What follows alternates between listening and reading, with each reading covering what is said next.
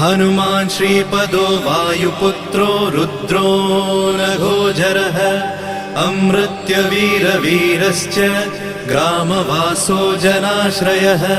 धनदो निर्गुणः शूरो वीरो निधिपतिर्मुनिः पिङ्गाक्षो वरदो वाग्मी सीताशोकविनाशकः शिवः शर्वत्परो व्यक्तो व्यक्ताव्यक्तो धराधरः पिङ्गकेशः पिङ्गरोमा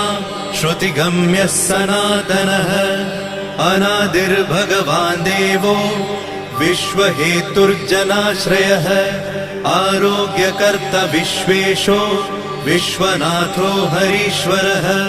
भर्गो रामो रामभक्तः कल्याणप्रकृतिस्थिरः